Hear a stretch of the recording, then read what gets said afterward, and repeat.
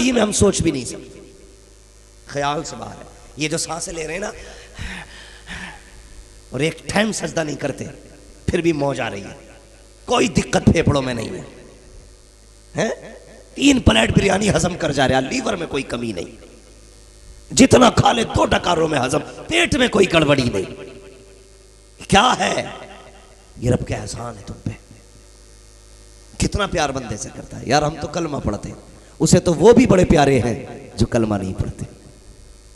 अल्लाह का खलील हजरत इब्राहिम। आदत डालो मेहमानों को खाना खिलाने की आदत। फिरौन का नाम सुना ना? सुना फिरौन का नाम?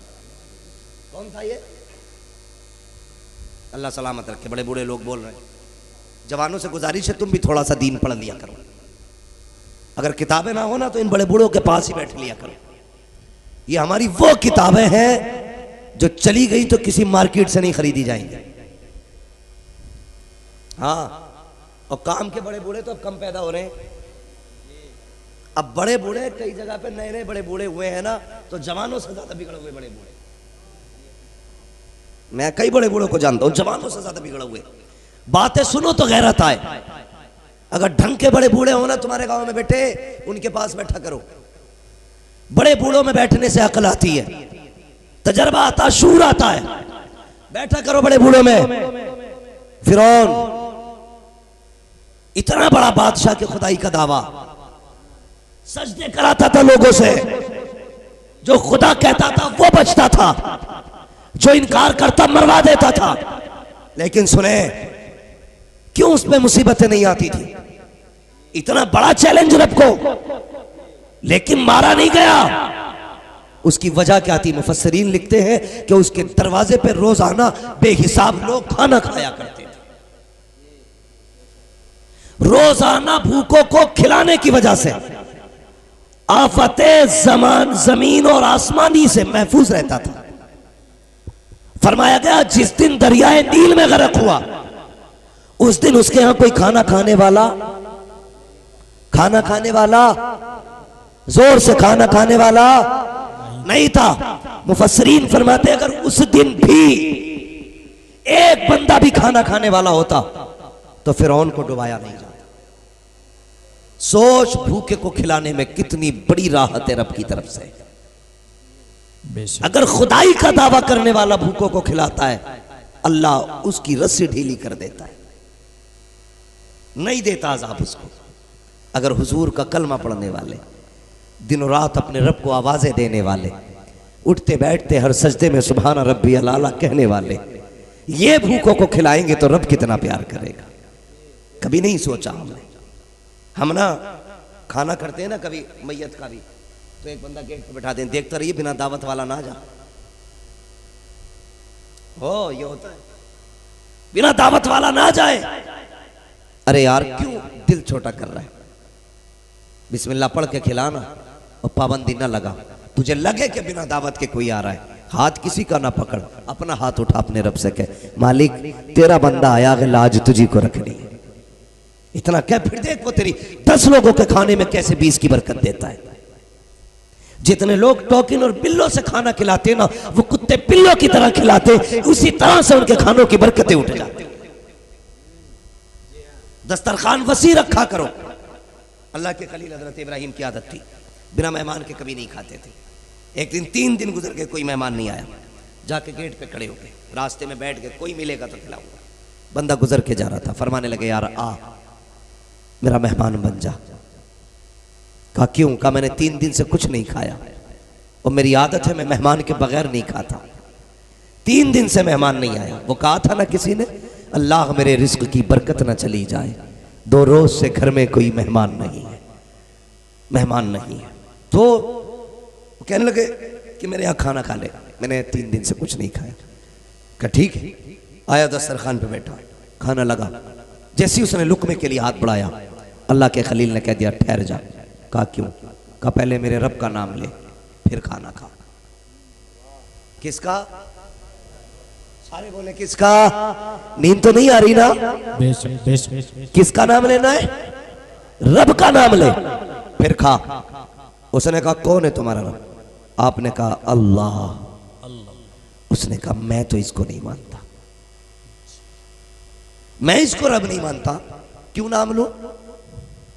जब इतना कहा ना, कहने लगे देख अगर खाना है तो मेरे रब का नाम लेना पड़ेगा। उसने कहा खलील ये तुम्हारा रब है, मैं नहीं मानता इसको अपना रब, मैं नाम नहीं लूंगा। अल्लाह के खलील ने कहा नहीं लेगा तो उठ जा।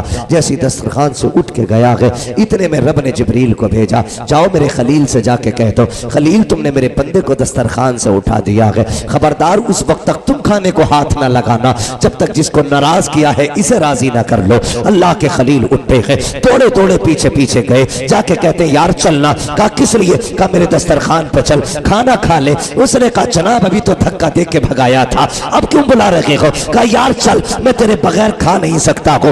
उसने कहा कि ठीक है चल तो लूंगा, लेकिन शर्त ये है मेरी। कहा कौन सी शर्त? कहा अगर खाऊंगा तो तुम्हारे रब का नाम रख लूंगा। अल्लाह के खलील ने कहा यार मत लेना, खा ले चल करके। उसने कहा बात क्या है, अभी तो धक्का दे रखे थे और अब बुलाने आए हो। कहा तू नहीं जानता है, मैं जिस रब का नाम लेने कह रहा था उसी रब ने मुझसे कहा है खलील पहले जा उसे बुला के ला, अगर वो खाएगा तब तू खाना। का लौट चल, उसी रब ने बुलाया है। इतना सुना चीख निकल गई, वो कहने लगा यार अगर उससे गद्दारी की थी तो इतना प्यार कर रहा है, अगर उससे वफादारी करूंगा तो कितना प्यार करने लगे। वो कहा था किसी ने हमारी बेवफाई पर वो इतना प्यार करते हैं, अगर हम बावफा होते तो क्या होते, अगर हम बावफा होते तो क्या होते। फिर आवाज आती है दिल तो क्या चीज है, हम रूह में उतरे होते, तूने चाहा ही नहीं चाहने वालों की तरह। अपने रब से प्यार करो, मोहब्बत करो अपने रब से।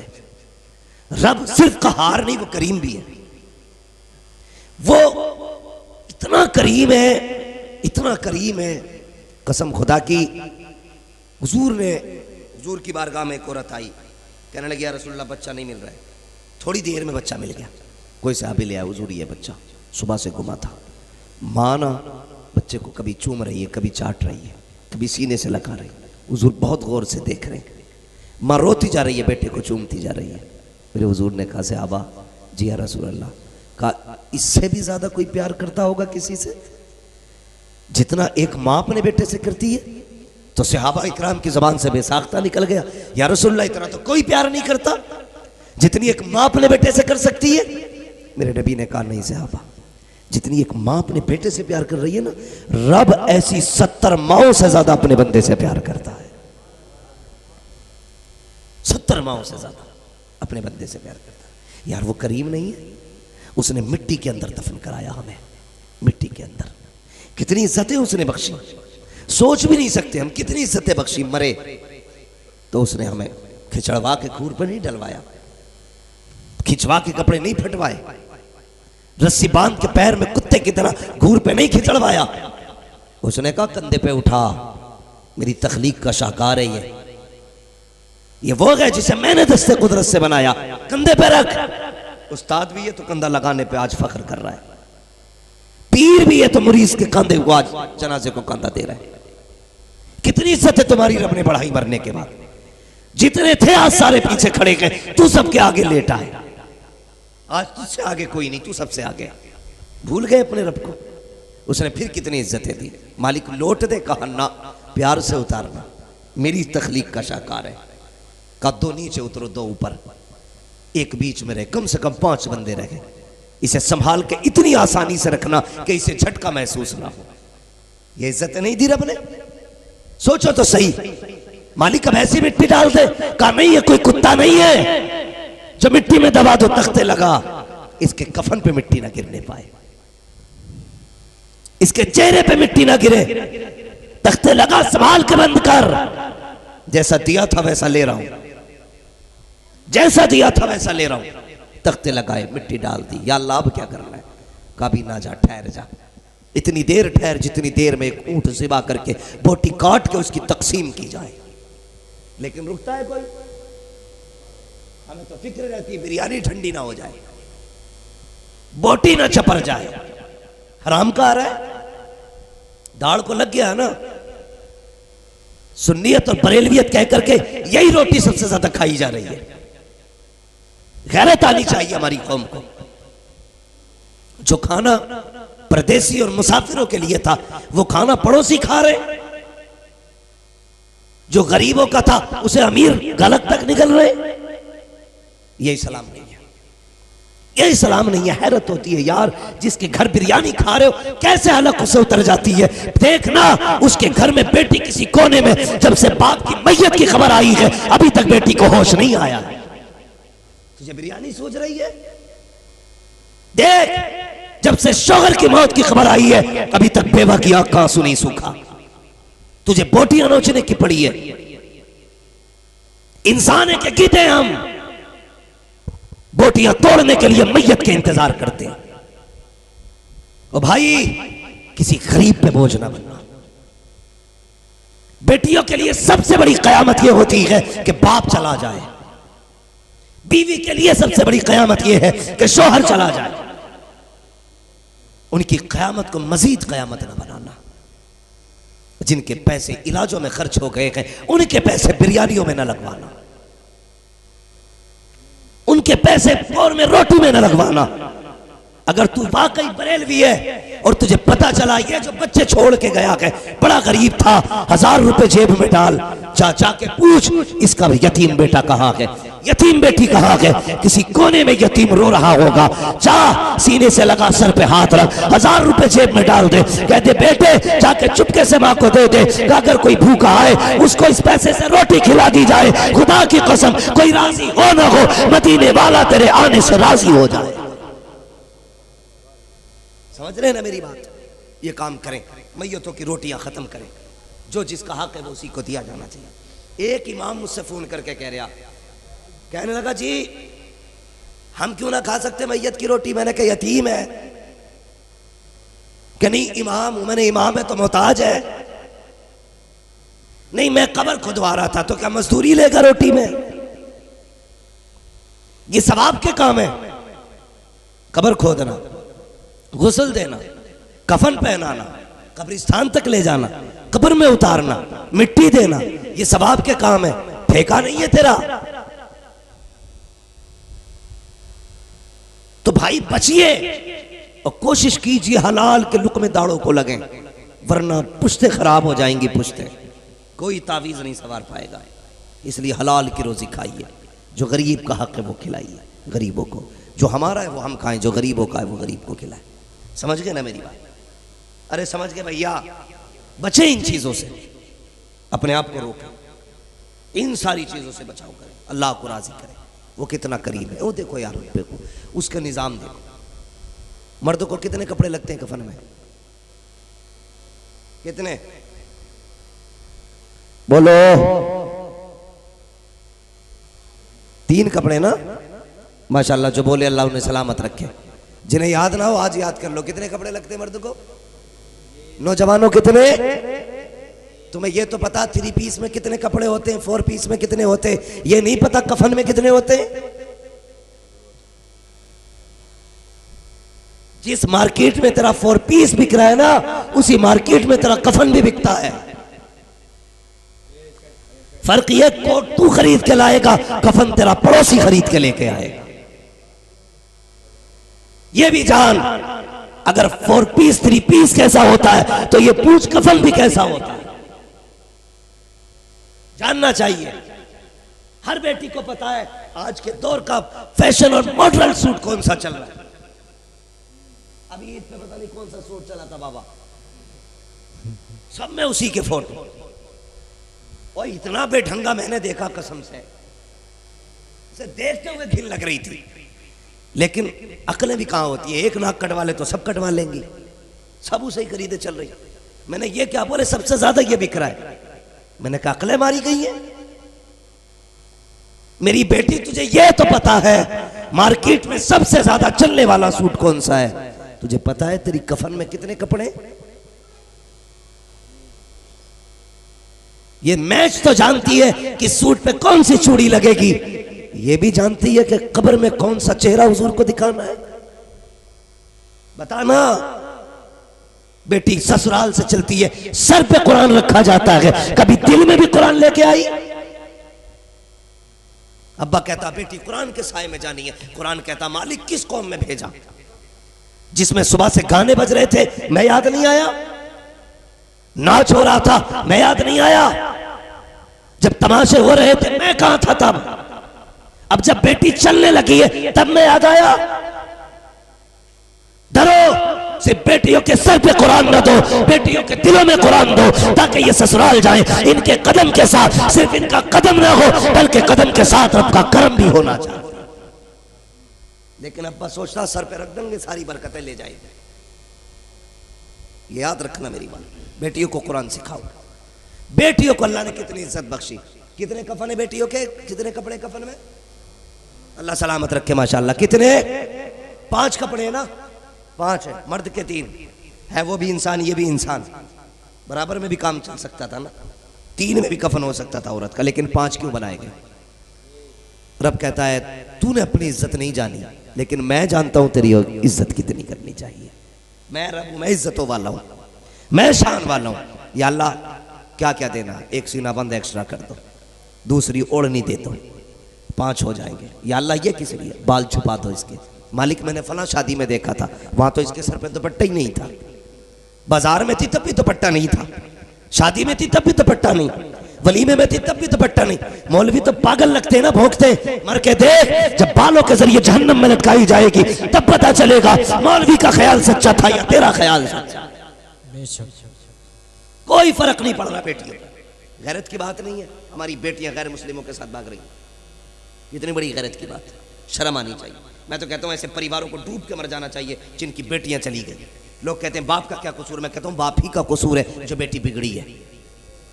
वरना अगर बाप परवरिश करने वाला हो ना तो बेटी फातिमा ज़हरा पैदा होती है, बाप अली हो तो बेटी ज़ैनब पैदा होती है।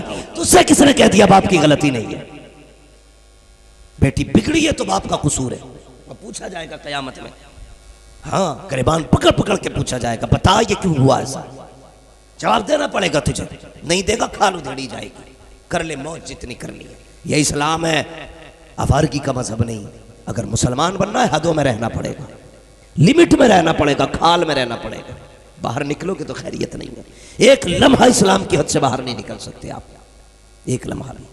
तो अल्लाह ने कितनी इज्जत है। कब्रिस्तान में देखा ना आपने, जब किसी लेडीज को कब्र में उतारा जाता है तो बड़ी ऊंची आवाज करो, ओ पीछे हट जाइए भाई, फला की बेटी को कब्र में उतारा जा रहा है, किसी की नजर ना पड़े। गैरत नहीं आई? अब मर गई तो पर्दा सू जाए। जब जिंदी बाजारों में टहलती थी तब कोई कहने वाला नहीं था नजरें नीची करो जी। आज पर्दे सूझ रहे। जब जिंदा थी किसी ने कपड़ा नहीं डाला सर पे, मरने के बाद चारों तरफ से एहराम से घेर दिया, कोई न देखे। पर्दा उस दिन कराना था जिस दिन तेरी बेटी नंगे सर बाजार में थी। आज करा रहा है पर्दा। वो सुना होगा तुमने, अगर मुजरिम को पुलिस पकड़ के लाए तो खातिर और होती है, और अपनी मर्जी से मुजरिम आ जाए तो खातिर। जानते हैं ना आप लोग ना, थाने में आना जाना तो रहता ही होगा। अल्लाह ना करे बड़ी बुरी जगह भाई किसी का आना जाना हो। मैं जमीन पे सबसे बुरी जगह थाने को समझता हूं, उसके बाद अस्पतालों को समझता हूं। इस दौर में हालांकि इंसाफ के घर सबसे अच्छे होते थे, लेकिन अब नहीं है मसला वो। अब तो जिसकी लाठी उसकी समझते हैं ना, भैंस इतनी बड़ी होती है ना।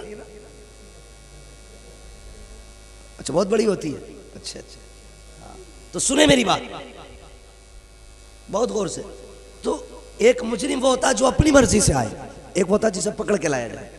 जब पकड़ के लाया जाता है उसका क्या होता है? वो पटा देखा कभी? देखना जाके, वो चमड़े का इतना बड़ा होता है, फिर वो चलता जमा के। और मुजरिम अपनी मर्जी से अगर आ जाए, आ गया चल ठीक है, चलो भाई चालान कर दो। समझ गए ना दोनों बातें? अल्लाह कहता सुन, अभी जिंदा है, खुद चल के मेरी बारगाह में आ जा, खुद चल के आ जा, बख्श दूंगा। 4 कंधों पे जिस दिन लाया जाएगा ना, उस दिन एक एक घड़ी का हिसाब ले लूंगा। ए मेरी बेटी जिंदा है ना, अपने सर से चादर डाल ले, अपने हाथ से अपने सर पे चादर रख, इससे पहले कि कफन पहनाने वाले तेरे सर पे कफन के साथ चादर रखे, कब्र में उतारने वाले तेरे पर्दे का एहतमाम करें, अपने जीते जी कर ले। वरना याद रख, कब्र में लाने के बाद अगर जबरदस्ती रख के तेरे सर पे चादर लाया गया तो याद रखना कान उधेड़ी जाएगी, कोई बचाने वाला नसीब नहीं हो सकता। इसलिए बेटियों को चाहिए वो पहले से पर्दा करें। अल्लाह ने कितनी इज्जत दी, 5 कपड़े दिए। या अल्लाह काम 3 में भी हो जाता, 5 क्यों? कहने लगे इसे इज्जत की फिक्र नहीं थी, लेकिन मैं तो इज्जतों वाला हूं, मेरी बंदी है, मैं नहीं चाहता। इसे हया नहीं थी, लेकिन मैं हया वाला हूं, मैं नहीं चाहता मेरी बंदी नंगे सर मेरी बारगाह में आए, इसलिए मैंने कहा इसके सर पे चादर डाल दो। अल्लाह अकबर, इतनी इज्जत रब ने दी है। वह अम्मा बिनिअमति रब्बिका फहद्दिस, अपने रब की नेमतों का खूब खूब चर्चा करो। कौन सा एहसान नहीं है जो रब ने न किया हम पर, जिंदगी दी। खुद सोचें, पैदा किया, कर्म हुआ कि नहीं? बोलो, क्यों नहीं बोल रहे? पछता रहे हो अपने पैदा होने पे? क्या पैदा हुए तो कर्म हुआ कि नहीं? भाई कर्म हुआ इसलिए कि हुजूर की उम्मत में आने मिल गया, वरना अपना तो कोई ऐसा क्रेडिट है नहीं जो 10-12 हाथ लेके पैदा हुए। यही कर्म की बात है कि हुजूर की उम्मत में आ गया, फिर जवानी दी, फिर बुढ़ापा दिया, और फिर कर्म वाला है कर्म ये कि उसने मौत दे दी। अगर वो मौत ना देता तो घूरियों पे कीड़े मकोड़ों की तरह रेंग रहे होते, कोई रोटी नहीं देता, सड़ रहे होते पड़े पड़े, मौत नहीं होती, चीखते, दर्द का कोई इलाज ना होता। उसने कहा सुन, कमजोर पैदा किया मैंने तुझे, कितने रंग लगाए, बचपन दिया, जवानी दी, बुढ़ापा दिया, बच्चे दिखाए, पोते दिखाए, परपोते दिखाए, सब कुछ दिखा दिया, अब कमजोर हो गया ना? कहता तू कमजोर ही गया था, चल कमजोरी वापस आ जा। कमजोरी वापस ले रहा है। और फिर उसने कब्र से कहा खबरदार, मिट्टी के अंदर रखना, राज न खोलना, किसी बुरे को बाहर मत फेंकना, कहीं मेरे बंदों के गुनाहों से पर्दा ना उठ जाए। ये मेरा गुनाहगार है ना, तो इसके गुनाह सिर्फ मैं जानना चाहता हूं, किसी पे ऐब ना खोलना। और फिर जब वो कयामत में बंदों को बुलाएगा, किसी पे अपनी रहमत की चादर डाल के अकेले में हिसाब लेगा, बता क्या क्या किया था। बंदा छोटे छोटे गुनाह पड़ेगा, अपने लिस्ट के, मालिक मैंने ये गुनाह किया था, ये गुनाह किया था, ये गुनाह किया था, बड़े बड़े छोड़ता जाएगा, छोटे छोटे पढ़ता जाएगा। रब फरमाएगा अच्छा इतने ही किए थे? कि हाँ इतने ही किए थे। अब और भी किए थे? फरमाया जा, जितने छोटे गुनाह, जितने गुनाह किए ना मैंने, तेरे गुनाहों को नेकियों से बदल दिया। अब जब ही कहेगा अरे गुनाह नेकियों में बदल गए, कहेगा मालिक ये तो मैंने छोटे छोटे गुनाह पड़े थे, अभी बाकी बड़े बड़े तो बाकी है। अल्लाह फरमाएगा जा, मैंने तेरे सारे गुनाह बख्श दिए। वो इसलिए चादर रहमत में लेगा ताकि मेरा और बंदे का हिसाब कोई ना जाने। वो इतना करीब है कि गुनाहगार को भी चादर में छुपा के हिसाब ले रहा है। फिर उस रब से रिश्ते कितने मजबूत होने चाहिए। भाई उठते बैठते अपने रब को आवाजें दिया करो, अल्लाह अल्लाह की सदाएं लगाया करो। मौत से पहले मर जाओ, ऐसे मरो कि उसकी याद में खो जाओ। अगर मौत से पहले मर गए तो हमेशा के लिए जिंदा रहोगे। वो कहा था किसी ने, जिंदा हो जाते हैं जो मरते हैं रब के नाम पर। अल्लाह अल्लाह मौत को किसने मसीहा कर दिया। इसलिए रब के लिए जीना सीखिए, रब के लिए मरना सीखिए। अपने रिश्तेदारों का खास ख्याल करें, माँ बाप का, अहबाब का, भाइयों का, रिश्तेदारों का खास ख्याल करें। इनके साथ खड़े रहें, इनकी बीमारी में, इनकी परेशानी में इनके काम आए। करेंगे इंशाल्लाह, सारे लोग करेंगे ना इंशाल्लाह।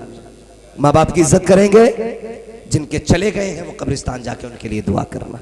अपने माँ बाप के लिए कुरान खानी कराइए, जिनके जिंदा हैं वो माँ बाप को राज़ी करें। बहनों से गुजारिश है, बाप भाई की इज्जत का पूरा ख्याल करें।